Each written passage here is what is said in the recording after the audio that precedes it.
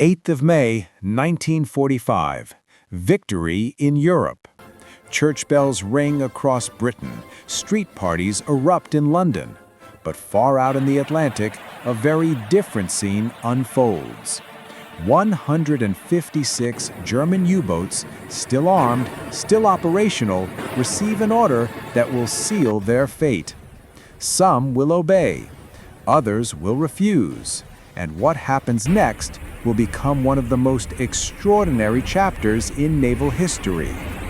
This is the story of Hitler's wolf packs and the remarkable operation that sent them to the bottom of the sea. To understand what happened after the war, we must first understand what came before. The German U-boat campaign was, quite simply, the longest and most destructive naval campaign in history. From 1939 to 1945, over 1,100 U-boats were commissioned by the Kriegsmarine. They sank nearly 3,000 Allied vessels, merchant ships, warships, tankers carrying vital fuel and supplies to Britain. More than 70,000 Allied sailors lost their lives. Admiral Dönitz, commander of the U-boat fleet, had nearly succeeded in his strategy. Cut Britain's Atlantic lifeline and the island nation would starve. Churchill himself would later write that the U-boat peril was the only thing that truly frightened him during the war. But by 1945, the tide had turned decisively. Allied advances in radar, sonar technology, and coordinated convoy tactics meant that U-boats were being hunted down faster than Germany could replace them. 3 out of every 4 U-boat crew members never came home. When Germany surrendered on the 8th of May, 1945, Admiral Dönitz, now briefly head of state following Hitler's suicide, issued what must rank as one of the strangest orders in military history. All U-boats were to cease operations, surface immediately, hoist a black flag, and sail to designated Allied ports. It was an order that would tear the U-boat service apart. Professor John Buckley, military historian at the University of Wolverhampton, explains the dilemma. For U-boat commanders, this was an impossible moment. These were men who'd been indoctrinated with ideas of honor, duty, and fighting to the last. Suddenly they're being told, give up, surrender your boat. It was, for many, simply unthinkable. The responses varied dramatically. Some commanders complied immediately. U-249, operating in Norwegian waters, surfaced within hours and radioed its position. U-858, in the mid-Atlantic, hoisted the black surrender flag and was escorted to the American naval base at Lewis, Delaware. But others refused.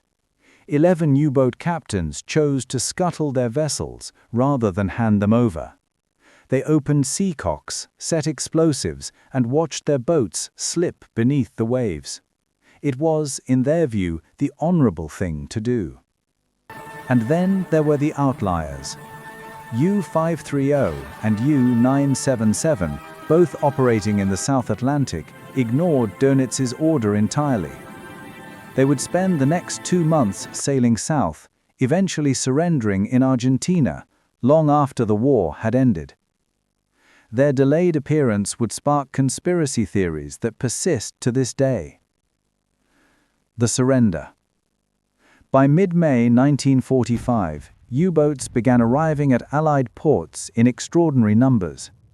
Loch Eriboll, a remote sea loch in the far north of Scotland, became the primary surrender point for U-boats operating in northern waters. Dr. Marcus Faulkner, naval historian at the University of East Anglia, describes the scene. Imagine the psychological impact. For years, these U-boats had terrorized Allied shipping. Now, here they were, lined up like sheep, waiting to be boarded by the very sailors they'd been hunting. It was an extraordinary role reversal. British sailors approached each boat with understandable caution. They didn't know what to expect. Would the crews resist? were their booby traps. In fact, most surrenders were quiet, almost anticlimactic. German crews stood on deck, defeated and exhausted. Many were barely out of their teens, conscripts thrown into the meat grinder in the war's final months. At Liza-Halley, near Londonderry in Northern Ireland, dozens more U-boats gathered. American and Canadian ports received boats that had been operating in the Western Atlantic. Each vessel was thoroughly searched. Torpedoes were removed and catalogued. Enigma machines, those precious cipher devices, were seized and sent to Bletchley Park for analysis. The crews themselves were processed as prisoners of war. Officers were separated from enlisted men. Interrogations began immediately. Allied intelligence wanted to know everything: operational procedures, new technology, secret bases. The problem. Now the Allies faced an uncomfortable question. What on earth do we do with 156 submarines? These weren't merely war trophies. The newest U-boats, particularly the Type 21 and 23, represented a genuine technological leap. They could travel faster underwater than on the surface. They could remain submerged for weeks using snorkel technology. They were quieter, deadlier, and more sophisticated than anything the Allies had encountered. Each Allied power wanted access. The Americans were keen to study German engineering. The Soviets, whose submarine fleet was outdated, were absolutely insistent on receiving their share. The British, having suffered the most from U-boat attacks, had a rather different view. Destroy the lot.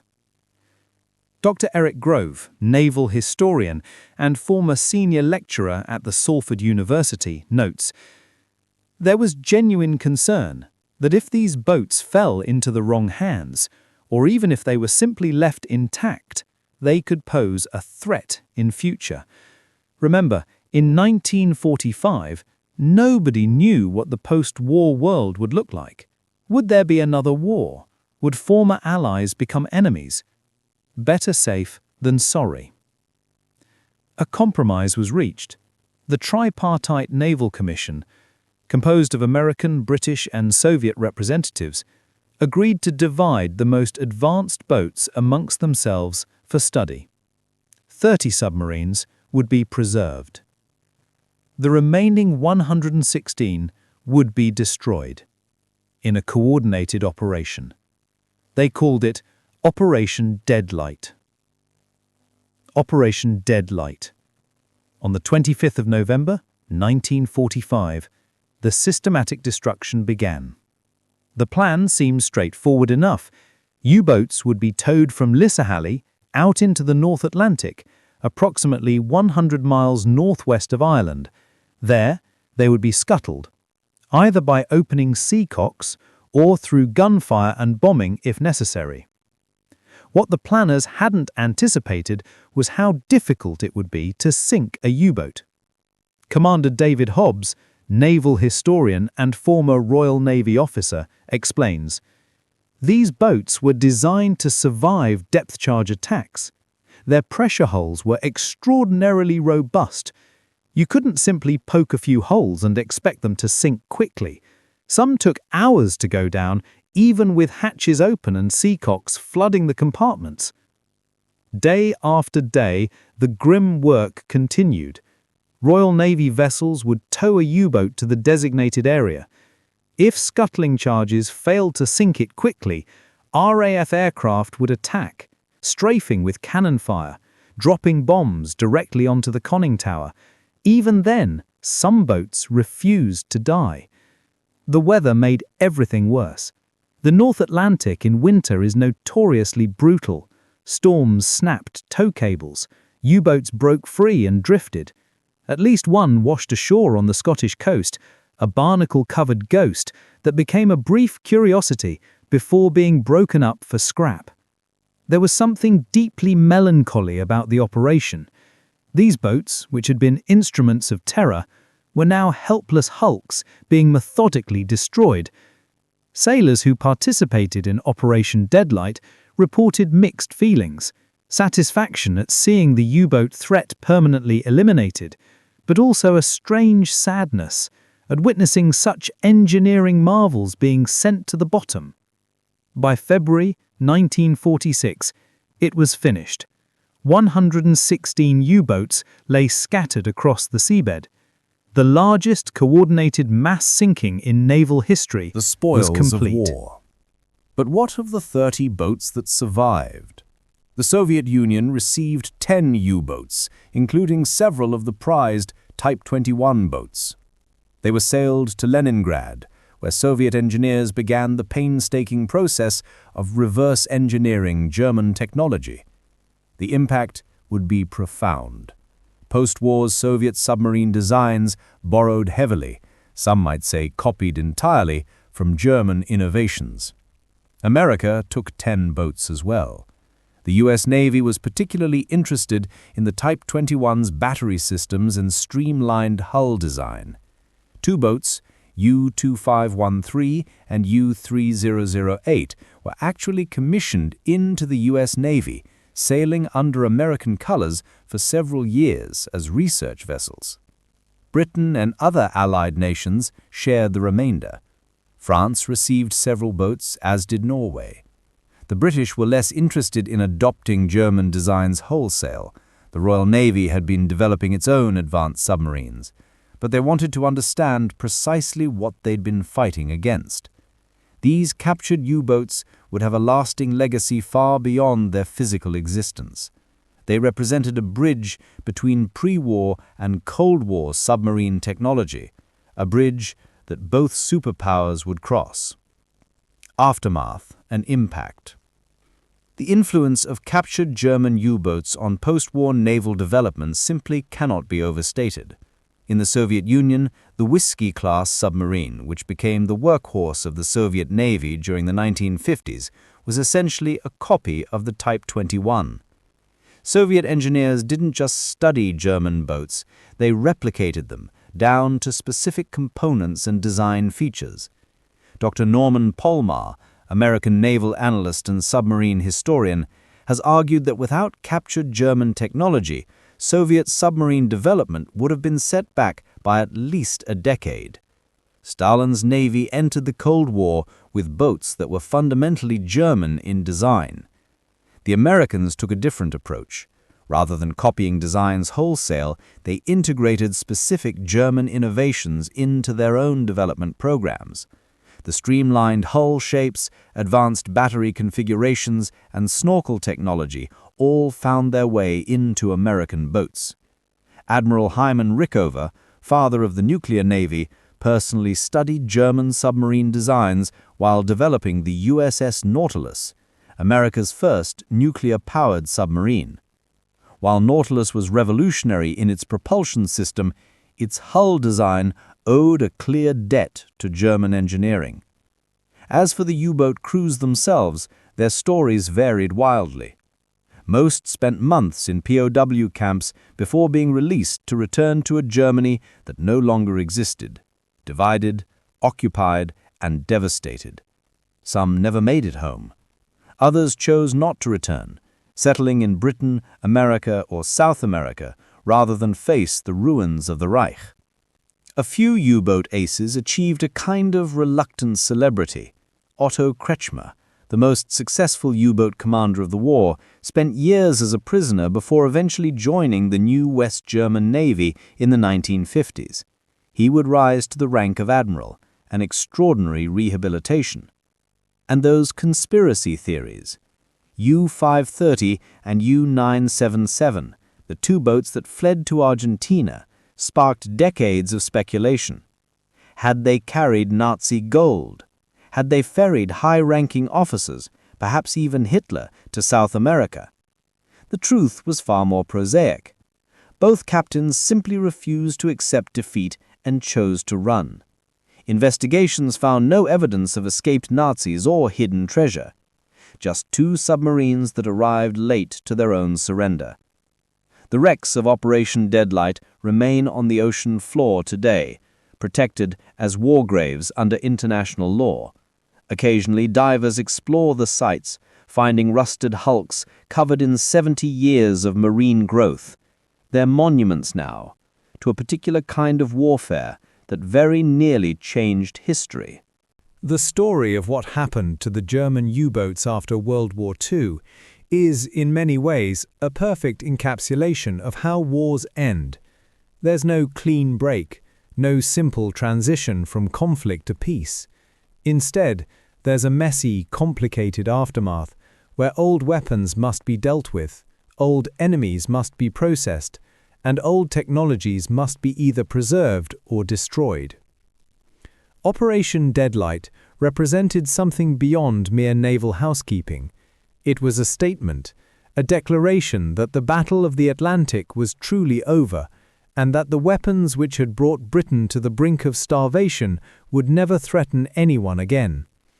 But it was also, paradoxically, a beginning. The technology developed for those U-boats didn't disappear with them into the cold Atlantic. It evolved. It spread. It became the foundation of Cold War submarine warfare, a shadow conflict beneath the waves that continues in different forms today.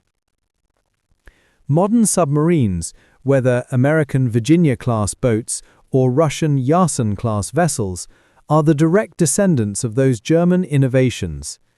The streamlined hulls, the emphasis on silent running, the sophisticated battery systems, all trace their lineage back to German engineers who, in the depths of total war, pushed submarine technology forward by decades. Professor Saul David, military historian, puts it this way: the U-boat campaign was Germany's closest brush with victory. If Dönitz had had more boats sooner, if the Allies hadn't cracked Enigma, if the Type 21 had entered service a year earlier, the outcome of the war might have been very different. We forget that at our peril. Today, 116 U-boats rest on the seabed off Ireland's coast. They're monuments to the 30,000 German submariners who never came home, to the 70,000 Allied sailors they sent to the bottom, to a campaign that lasted longer than any other in the Second World War. The wolf packs are gone, but their legacy remains, in the boats that prowl the depths today, in the tactics still taught at naval academies, in the technology that transformed underwater warfare. Their final voyage ended in the cold waters off Ireland, but their story, like the ocean itself, runs deep, complex, and impossible to forget.